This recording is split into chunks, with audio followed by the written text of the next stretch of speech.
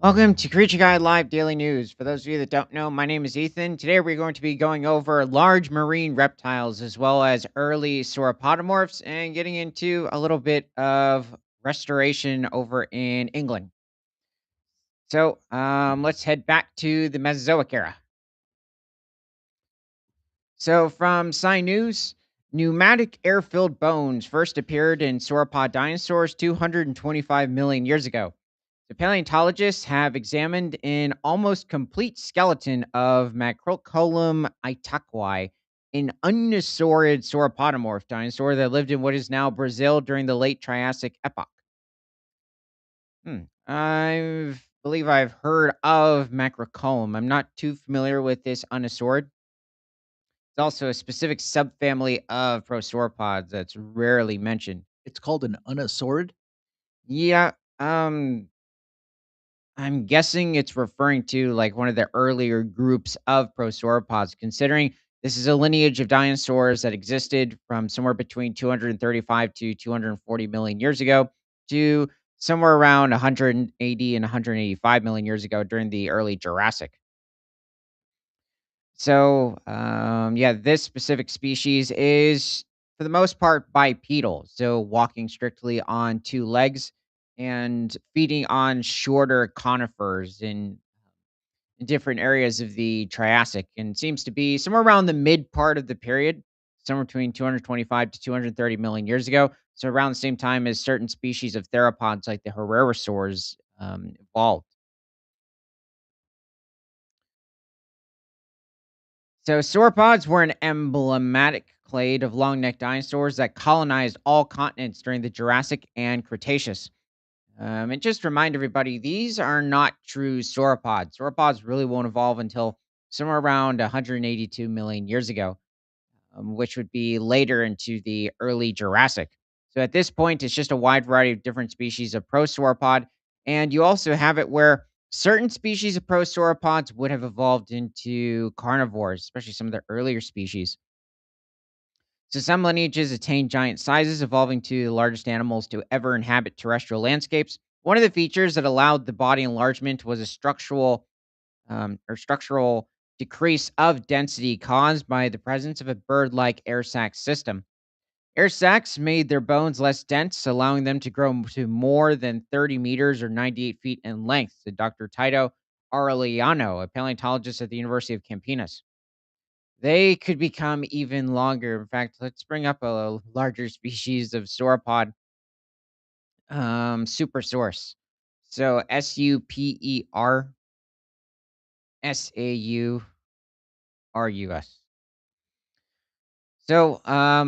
When it comes to sauropods, they reach somewhere around 98 feet in length. There were different species of titanosaurs as well as diplodocids that could approach this length.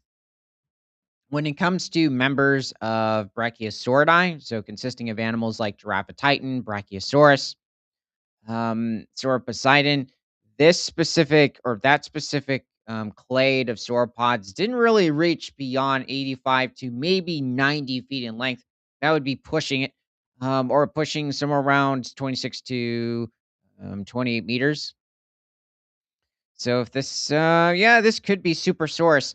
This animal would have dwarfed Diplodocus, which was somewhere around 90 to 93 feet in length, or pushing around 26 to 27 meters, and probably only weighed somewhere between 15 to 20 tons. Supersaurus was slightly more heavily built. It also was somewhere around 30 to 40 feet longer in some instances. So pushing possibly somewhere around 35 to 40 meters. It was an immense species of sauropod, one of the longest to exist. In fact, it might hold the record for the longest species of dinosaur. It is not the heaviest, however, but it definitely approaches the upper scale of sauropods. So this animal inhabited Colorado, Utah, Wyoming, Montana, somewhere around 152 million years ago during the late Jurassic. So it would have coexisted with different species of dinosaurs such as Allosaurus, Stegosaurus, Camptosaurus, even Brachiosaurus, very likely. But this animal could probably reach over 75 tons. So making it one of the largest species of sauropod to exist, possibly the largest back in the Jurassic, but definitely approaching the upper scale even for the Cretaceous. Argentinosaurus would still have exceeded its weight by somewhere around 10 to 12 tons. And Argentinosaurus also would not evolve for around maybe 52 million years, 52, 54 million years. Also over in Argentina or southern South America, whereas Supersaurus, it seems, was restricted to North America. But this animal, at least when it was younger, it had to be extremely careful with dealing with the different species of Jurassic predators, even animals such as Torvosaurus. Also, it did coexist with a species of carnivore that originally was referred to as Saurophaganax, but apparently the genus Saurophaganax was um, misrepresented and happened to be like the specimen itself consisted of bones from a species of diplodocid sauropod dinosaur and from a theropod dinosaur that or whose bones look very similar to Allosaurus. In fact, it seems to be that that animal has been named Allosaurus annex. Boy, But how do they confuse a I think it was I think somebody wanted to just name their own genus and species. But another thing is that when it comes to the skeleton in general, think I'm not sure if originally they found or realized they had discovered diplodocid bones or that came out a bit later, but there were, definitely theropod bones within the specimen. So that was quite odd as to how that occurred. But likely this animal was probably feeding on different species of conifers, also, feeding amongst different species of ferns, but likely just focusing on different types of trees. And probably had to feed, but like taking maybe somewhere around 2,000 pounds of food at least a day, or pushing around 950 kilograms. So, let's go back to the article. In the new research, Dr. Aureliano and colleagues analyzed Maracuculum attaqui, the oldest and largest long-necked sauropodomorph dinosaur of the lower Norian Candelaria sequence of South Brazil. Microcolum itaqui was the largest dinosaur of its time with a length of about 3 meters or 9.8 feet. But didn't it say like this is still somewhere around 200 and 25 million years ago? Yeah, that seems a bit small. I think by 225 million years ago, we already had dinosaurs that were pushing at least around the 15-footer realm, or somewhere around 4.4 meters. Few million years ago, or a few million years before then, the largest dinosaurs were about 1 meter or 3.3 feet long. Air sacs certainly facilitated this increase in size until air sacs were discovered in Macrocolum attaqui.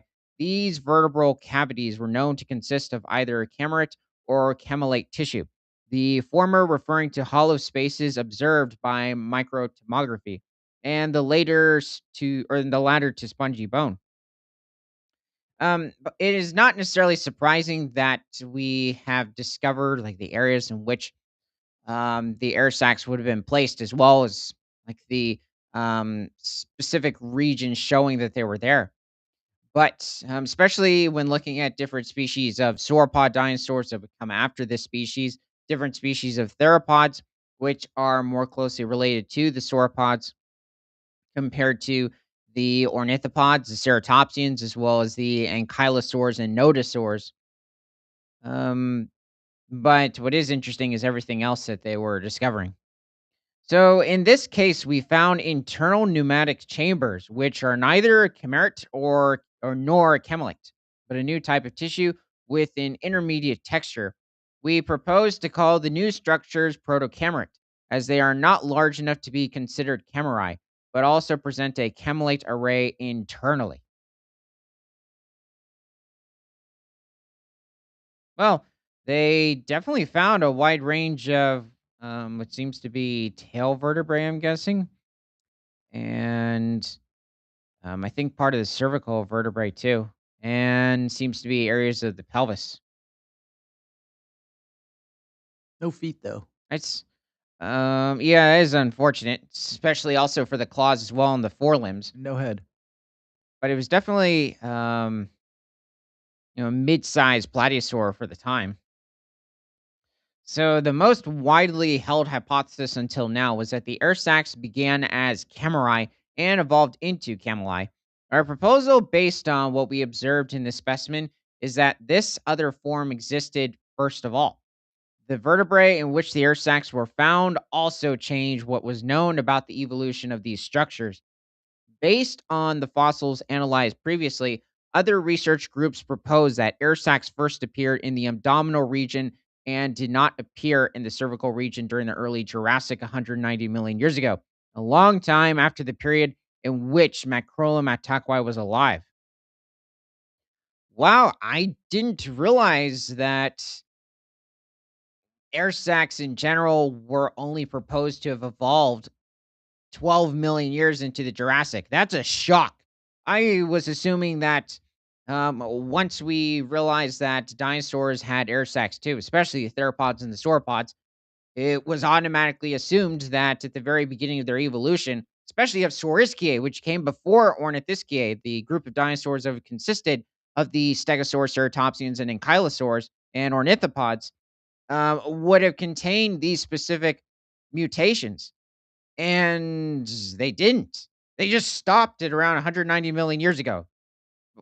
I don't even understand why. Why pick that date?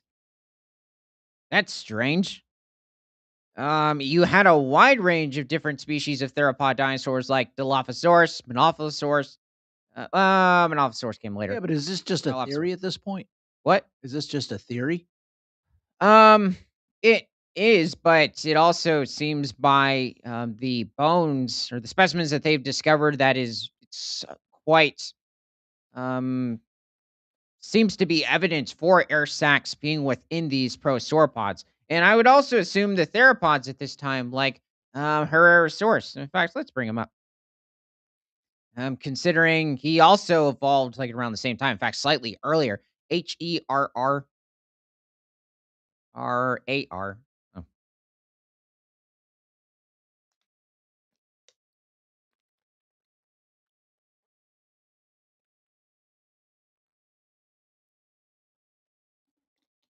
I'm not sure I like this one. it's okay. It's really not a bad reconstruction. If you're looking at the overall morphology, especially without containing feathers or plumage, which is very possible that Herrerasaurus had. We just don't have evidence for this species of carnivorous theropod dinosaur to have contained that type of a characteristic. But this animal was roaming a wide variety of different regions of the Earth, and especially just overall Pangea, the supercontinent at the time, and we have found different species over in Africa, Asia, South America, and I believe into North America, possibly Australia. But this animal, when it came to its overall morphology, it's very much like that of the later Neo and Ava theropods. But the interesting thing is when it comes to Saurischiae in general, so the group of dinosaurs consisting of the sauropods and theropods, the Herrerasauridae is sort of pushed to the side when it comes to the direct line of the different species of at least theropods. So focusing on this group. Herrerasauridae is a very closely related lineage. They are dinosaurs, they are saurischians, but they're just not, for some reason, it seems, classified as part of at least Neotheropoda, which is the lineage of theropod dinosaurs.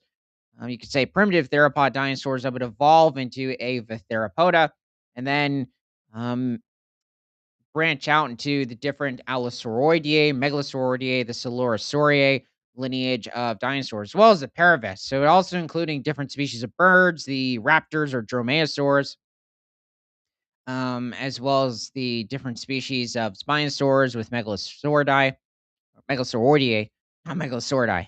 That only had a handful of different species. and also Megalosauridae is part of Megalosauroideae. But Herrerasaurus is still a unique, I guess you could almost say primitive theropod, but more of just, I guess, a bit of an advanced saurischian for its time. They were a successful group for the limited time that they existed. They didn't have a very long reign during the Triassic period, which is odd. They evolved somewhere around 230 to 231 million years ago, and they seem to have disappeared for the most part by about 220 million years ago. And these animals, they were very successful, especially over in South America.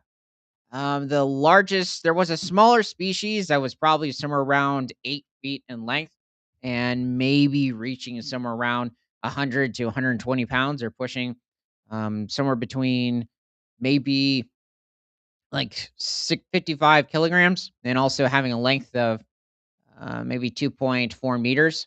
Whereas there was an even larger species of Herrerasaurus, which roamed Argentina somewhere around 228 million years ago. That could reach somewhere around 14 to 16 feet in length, or pushing somewhere around 4.2 to nearly 5 meters, and probably weigh somewhere around 800 pounds, or pushing about 350 kilograms. I just like the 2 of them next to each other. Yeah, I think it's really like it's a good model. And even the skeleton as well. I mean, just it's both matching. Also, it seems to even before like the theory was pushed out, they gave the Herrerasaurus lips. It just doesn't have its mouth fully closed. Um, Also, you can see that it has quite distinct fingers, unlike that of like many species of theropods that you see. But there are certain species, I guess you could say, later into the Jurassic and even Cretaceous, especially if you're looking at members of Avatheropoda, like even Cryolophosaurus or Dilophosaurus, that can have quite similar fingers, despite this animal being a bit distantly related. It's also quite heavily built for its time as well. It did have competition with different species of crocodilomorphs, however, over in South America. So this wasn't necessarily the top predator, but it was one of the largest species of theropods for its time. Which still wasn't very big. Well, yeah, at the end of the day, it was a small species of, um, I guess you could say primitive theropod. For even in some cases for the Triassic, I guess you could say it's a medium-sized species. They did become a bit larger, but definitely, like with later coelophysoids. So not specifically coelophysis, or sort of dwarfed all members of that genus. But certain species, like related to Lilian sternus, would reach over 20 feet in length or pushing 6 meters and approach the 12 to 1300 pound realm, or in some cases, even larger. We're pushing somewhere between 6 to 700 kilograms. But we won't really see those sizes start to appear until somewhere between 210 to 215 million years ago. So after the Herrerasaurs went extinct. So virtually, when it came to dinosaur predators, these were the largest at that point. They were probably also somewhat fast as well. You might have had where these animals are probably capable of running in some cases of up to 30 miles per hour, or pushing somewhere around 54 kilometers per hour. But this animal explicitly focused on hunting smaller species of dinosaurs, maybe even going after different species of crocodilomorphs as well. We don't have any evidence for her source, however, going after different species of fish or being a piscivore. What is interesting when it comes to the prosauropods that it hunted, this animal, or there were certain species of early prosauropods we have evidence of feeding on fish. So the prosauropods weren't just herbivores and feeding on like different earlier species of conifers, ferns, and certain species, especially before like sauropodomorpha, which would have included the prosauropods and the true sauropods. Certain of ones, those earlier species, such as Eoraptor, not a dromaeosaur raptor, it's actually a primitive prosauropod, but only reaching maybe 3.3 feet in length or a meter. Also from Argentina. Wait. How do they name something a raptor that's a sauropod? I was wondering about that too, because when you look at the animal, it looks somewhat like a raptor. It is related to it. It's very often the family tree, but it's a part of Saurischia. However, it's a prosauropod. I don't know. That's a big question, but maybe they just thought it was neat and it would be its own distinct prosauropod. It's got the name Raptor in its name. What was the other? Oh, you had it where somewhere between 228 to 232 million years ago, one of the earliest species of prosauropods, also around the same size or maybe slightly larger. Could have been pushing 3 to 5 feet in length, or about 1 to 1.6 meters. Was feeding on fish.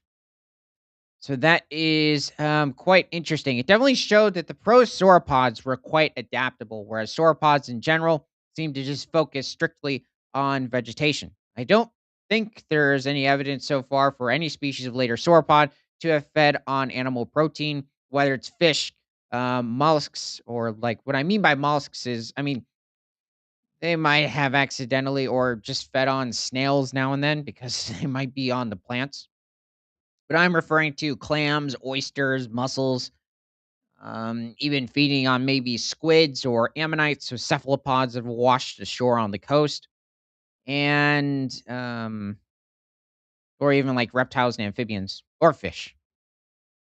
Okay, let's see. So, however, we found clear evidence of air sacs in the cervical and dorsal regions, with no sign of the structures in the abdominal region. I guess that makes sense. So it's referring to specifically around the neck structure being the cervical region, which we have found in a wide variety of dinosaurs, and dorsal regions. So I think that's referring to somewhere along the main back vertebrae. I'll have to double check on that. It's as if evolution had conducted different experiments until it arrived at the definitive system in which air sacs run from the cervical region to the tail. It wasn't a linear process. Okay, well, this was interesting to see. I think I need to go back over this specific animal and see if there are truly any larger species at the time. Definitely you had massive proto mammals at this point that weighed over a couple of tons, like the Dicynodonts, related to the tusked herbivores such as Placerius. You had different larger species of crocodilomorphs or pseudosuchians running around. And I'm not being sarcastic. They were literally chasing after smaller species of dinosaurs, other reptiles. Other reptiles, I mean by like animals belong to the crocodilomorph lineage. At this point, the dinosaurs were not reptiles. Dinosaurs are food, not friends. To them, yes. Okay, wait. All right. Let's head forward to the Cenozoic era. So from BBC.com, Tamworth pigs introduced to Rewild Nature Reserve. It sounds a Uh, little funny that we're introducing pigs to anything at this point. yeah. So Aren't they're they based. having problems with another kind of pig there? Not that I know of. Oh, Nature Reserve plans to introduce Tamworth pigs to simulate the presence of wild boar in order to help the recovery of several bird species. RSPB Southholme in Teesside is home to yellow wagtails, skylarks, and short eared owls, and is hoped the pigs will help them by preparing ground and spreading seeds. The rewilding is part of a 4-year project which will see Teesside University student Edward Hearn study habitat changes at the reserve as part of a studentship he won in honor of the work of Teesside bird lover James Dennis Summers Smith. So, reserve senior manager Chris Francis said he hoped the project would be the beginning of a lifelong career in conservation for Earn. Okay, so drone surveys will be analyzed by Earn as part of the project, and he will also study structured surveys of plants, insects, and bird life. The aim of the work is to make the soil more suitable for delicate wildflowers and native species such as the bird's foot trefoil and or truffle, no trefoil, common rock rose, and bee orchid. I think they're talking about flowers. A date has not been set for when the Tamworth pigs will be introduced. Oh, I thought they were already there at the reserve, but it is expected to be within the next year. or two, or three, or four. Sadly, many bird species are in decline. Okay. Wait, I Wait, they were introducing pigs. Why are we talking about birds? well, they're to help, probably restore, like, maybe certain ground nesting bird habitat if, there's ground nesting birds in the region, and, like, I guess I need to go over my, English native birds, and I hope this study will help local wildlife on Teesside as well as offer guidance for best practice across the UK. If in several years' time, red okay, this seems a little odd to now read, they're not even here. Is there anything else? No, it's over. Okay, let's head back in time. Jeez. All right, from Sci News. So, Triassic marine reptile was a filter feeder, paleontologists say. Hupetsuchus nashagensis, a species of marine reptile that lived between 249 and 247 million years ago in what is now China. Had soft structures such as an expanding throat region to allow it to engulf great masses of water containing shrimp like prey. I'm guessing this is something related to krill. I have not gone over krill evolution, so I will have to check that out soon. And baleen whale like structures to filter food items as it swam forward. Interesting. So it sounds like whatever this is, um, fed or fed on smaller organisms with keratin teeth. So basically, when you look at baleen whales today, such as the gray whale or the humpback whale, these specific species, the blue whale, do not have bone structure or teeth made of bone. It's all specifically keratin. So it's the same substance that your hair and fingernails are made out of, which is interesting. Why in evolution did the whale decide, okay, we're going to get rid of teeth? It's just not going to work. We're going to give you these specific, I guess, microorganism capturing tooth like structures. Especially when you're huge. Yeah. I mean, you can say it's actually incredibly intelligent for the body to do this. It's like just watching and thinking, what should we do?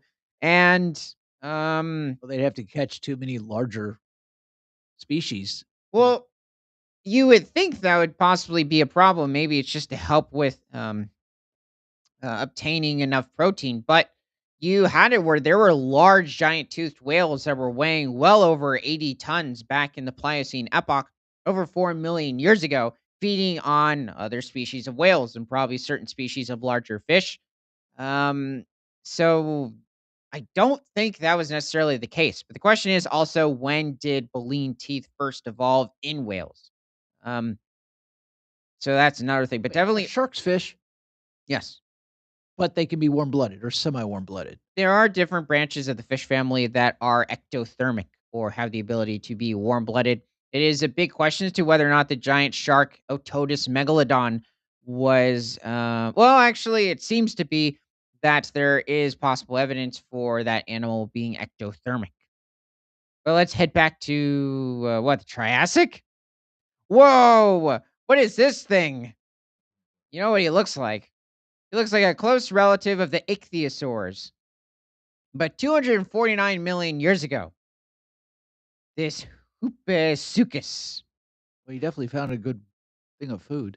Yeah, it is interesting. He's probably going after some close relative of krill. I think Well, there's if around. you look at it, it kinda looks like he threw it up. Yeah, it does. I think it's just a big shoal he's going after. But what is interesting is that. Oh wait, it's a painting. I was kind of thinking of it like humpback whales are having to create that bubble ring to help confuse and trap the krill or the fish. So we don't know how this animal would have necessarily hunted.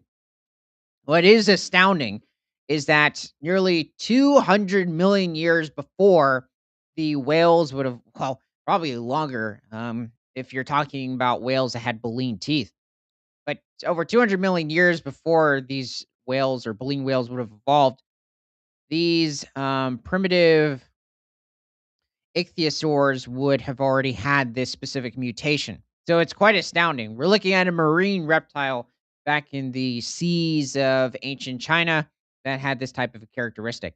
And no, at this point, the dinosaurs have not evolved yet. They probably won't show up for another 11 to 13 million years. So let's take a look at what else they found.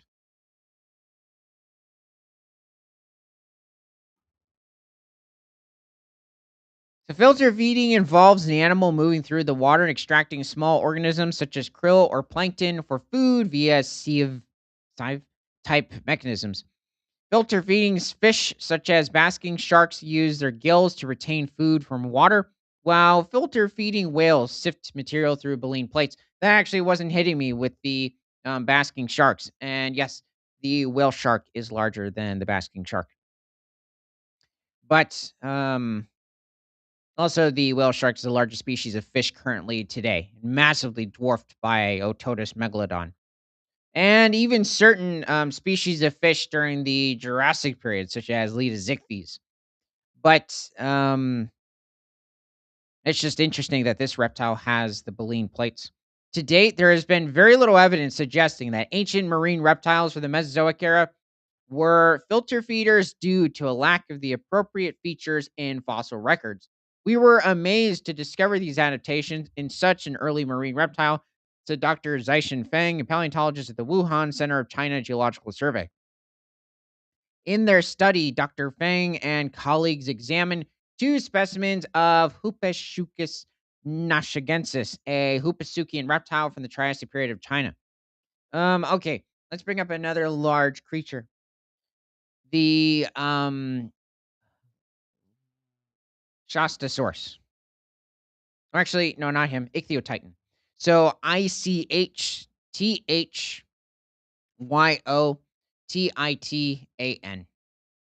This is actually a more recently discovered species of ichthyosaur that was found in late Triassic England, but it does not seem to have the same type of um, facial structure that you would find on this Hupasuchid. Now, the Is this it? Hupasuchians, yep, that's him. Now, these are true ichthyosaurs and also members of a distant family of ichthyosaurs related to Shastasauridae. But Shastasauridae would have also contained large species of ichthyosaurs as well, such as Shastasaurus. But Ichthyotitan, so I'll get to the Hibisukians real quick. But this animal was somewhere around 80 feet in length, or pushing some around 22 to 24 meters, and probably weighed up to 80 to somewhere between 80 to 110 tons, maybe even 120 tons. So one of the largest, actually, I think it's the largest species of ichthyosaur to exist. It is interesting that the large ichthyosaurs ended up going extinct mysteriously towards the very end of the Triassic, somewhere around 202 million years ago. The ichthyosaurs, or the ichthyosaurs group in general, would make it until the Middle Cretaceous, around 90 million years ago, and then vanish. So they were technically a successful group of marine reptiles, but it's still a big mystery as to why, before the mass extinction of the dinosaurs and the other marine reptiles, as well as the pterosaurs, as to why they went extinct so abruptly. Now, on the shore here, you probably have it where these are members of the coelophysid lineage of dinosaurs. Probably not coelophysis itself, but a close relative. Now, looks a bit too heavily built and too short necked for a coelophysis. Okay, I'm only putting this up because I like the picture.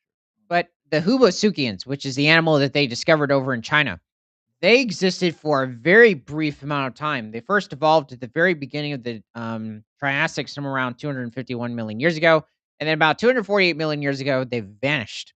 However, they're sometimes referred to as like almost para ichthyosaurs, or you could say um, somewhat proto ichthyosaurs. But after that, you would have it where different species of early ichthyosauridae would evolve.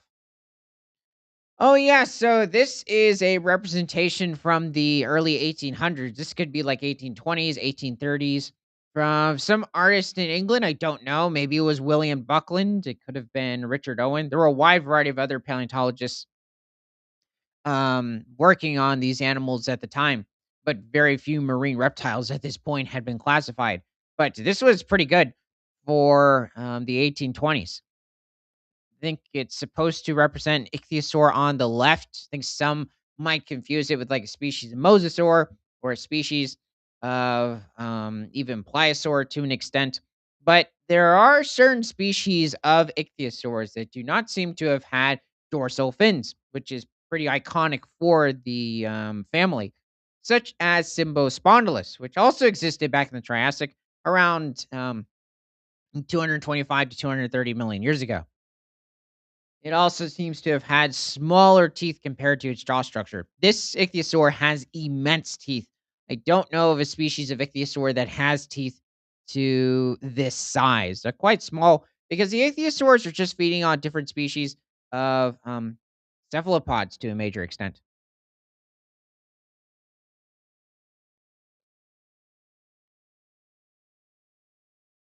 Or some cephalopods, shelled? Well, also when referring to the ammonites, practically all were, but, yeah, the squids, for instance, many of them are not shelled. However, there were quite a few ammonite species that didn't have very robust shells. That's why animals like even the plesiosaurs on the right had the ability to, efficiently consume them or break through the shells. See. Oh, yeah, this is a good picture of an ichthyotitan. Certain also larger members of the group, such as Shastasauridae, also did have dorsal fins, but they're sometimes reconstructed as fairly small compared to their body size. It seems to be on like medium-sized species of ichthyosaurs or smaller species as well that had the much larger dorsal fins compared to the rest of their body. Um, Also, sharks at this point are not very large. In fact, seems like the Triassic, Jurassic, the sharks had a bit of a downsize, but they also weren't very large earlier in their evolution either. Even when you're including the Permian, the Carboniferous, the Devonian, and up into the Silurian period is when sharks seem to have first evolved. So they have been around for over 410 million years. So where were we? Um, Both specimens were collected from the Hang Formation in Nazang and Wannan County, Hubei Province. One specimen is well preserved from head to clavicle, the collarbone, while the other is a nearly complete skeleton. Well, I mean, it's good to hear from both. Whoa, that's actually really good. The Hupasukians were a unique group in China, close relatives of the ichthyosaurs. Hoopa. Yeah, Hupasukians. And known for 50 years, but their mode of life was not fully understood. I think it's still a bit odd or a bit questionable at this point. The Hupasukians lived in the early Triassic, You can't about get past that name. about 248 million years ago, in China, and they were part of a huge and rapid repopulation of the oceans. At a University of Bristol's Professor Michael Benton. This was a time of turmoil, only 3 million years after the huge end in Permian mass extinction, which had wiped out most of life. I think it's like the end of the age of the dinosaurs, or around 66 million years ago, with the Cretaceous extinction, where I don't think it took very long for life to recover.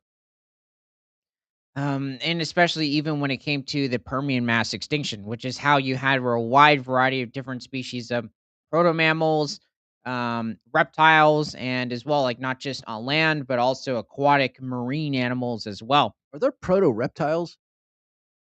I yes, I'm not too familiar with them at the moment though, but they would have existed back somewhere around 320 million years ago during the Carboniferous period. Very small species of practically lizards that have been found in different parts of North America, and were probably not much more than in some cases 4 to 5 inches in length, or maybe pushing around a couple of centimeters. They were fairly small. I think that'd be maybe 3 centimeters or so. So it's been amazing to discover how fast these large marine reptiles came on the scene and entirely changed marine ecosystems of this time. Yeah, as you can see, it's similar to a certain extent, but this is very different from what you see in true ichthyosaurs. But it does have characteristics like the skull structure is somewhat similar, especially on this specimen. When you're looking at the fins, it's somewhat ichthyosaur-like, and even the core, like the rib cage area, even the neck structure. But as you see, the stature, this is not very ichthyosaur-like. That's its own Hooposuchid look. Um, Also, I don't think there's any evidence for the Hooposuchids possibly having dorsal fins either. Now, what is interesting is that you have it where the ichthyosaurs and then today, well, different species of fish, including sharks, and also cetaceans today, like the dolphins, including the orcas or the killer whales, have dorsal fins. It's also very possible that in the early evolution of whales during the Eocene epoch, um, yeah, at that point, so between 35 to 45 million years ago, they might have had small dorsal fins. And then later, as the whale evolution would progress into the Oligocene and Miocene epochs, seems like the larger whales would probably lose them, but the dolphin family would retain them. So, yeah, it's still the Hoopasuchians are pretty unique among marine reptiles. The authors compared the shape and dimensions of the Hooposuchus nashengensis skull to 130 skulls from different aquatic animals, including 15 species of baleen whale, 52 species of toothed whale. There are around 90 species of cetacean or whale, including the dolphins that exist today. 23 seal species or pinnipeds, 14 crocodilians or modern day pseudosuchians or crocodilomorphs, 25 bird species, so current theropods, and the platypus.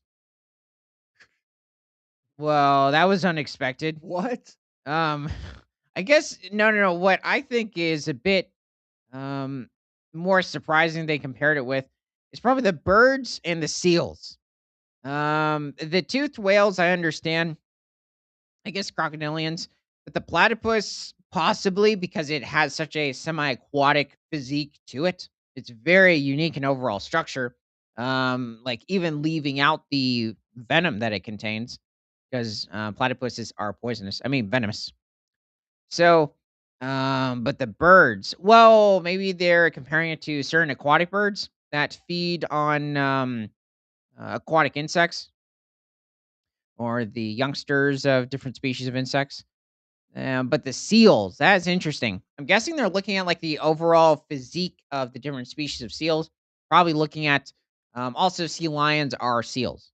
Making maybe looking at a stellar sea lion, which roams different parts or different beaches of British Columbia, Alaska, Washington, Oregon, California. Maybe California sea lions as well, and probably even different species of Arctic and Antarctic seals. So crab-eating seals, maybe even leopard seals, which are both from the Antarctic.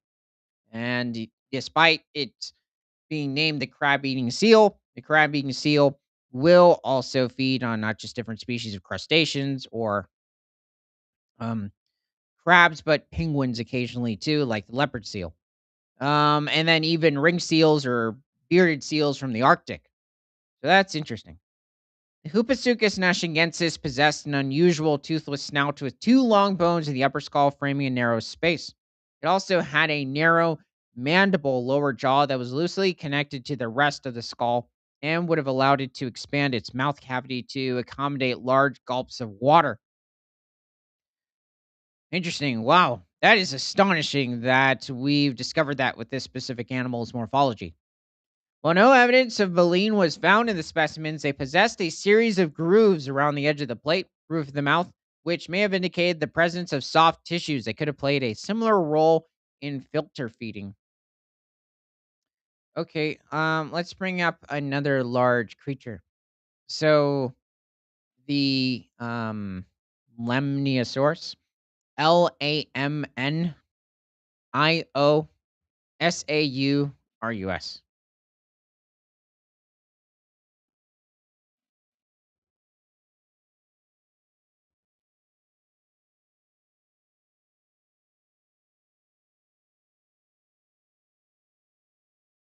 Maybe I spelled him wrong.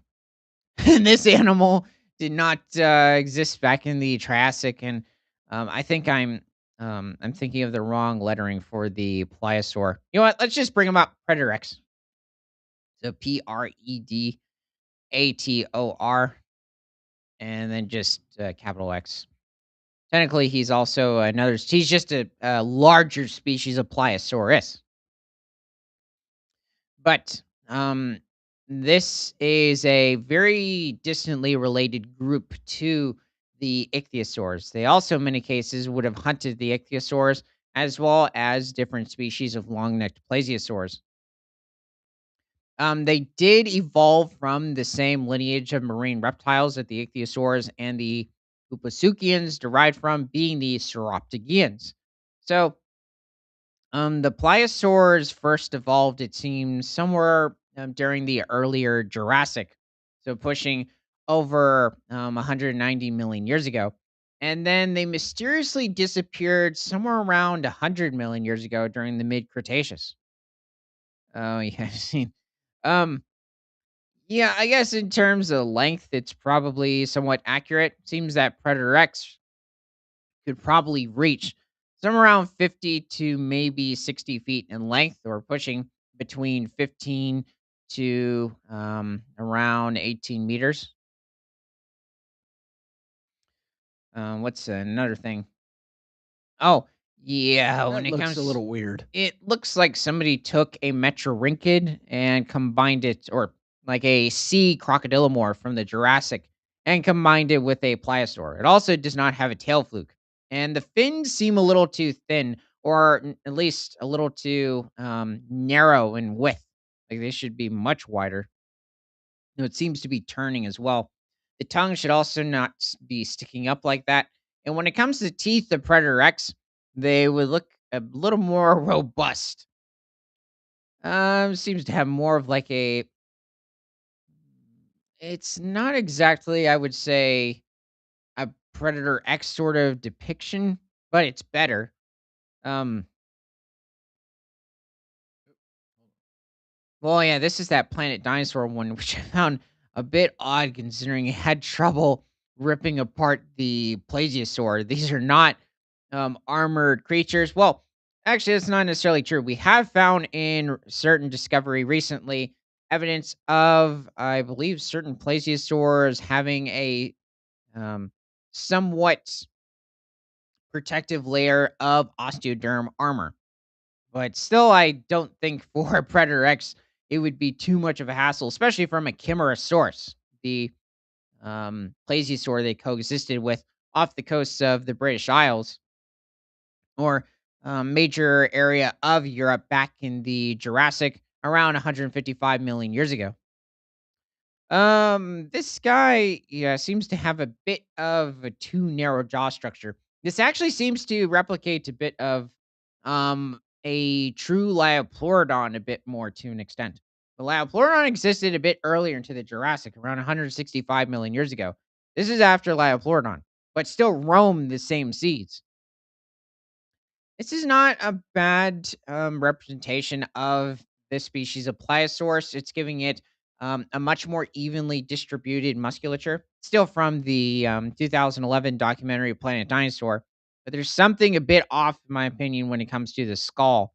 Like even when it comes to the tooth structure, like you're seeing the teeth collide on the left side, but not really on the right. Maybe he's just supposed to be an older pliosaur.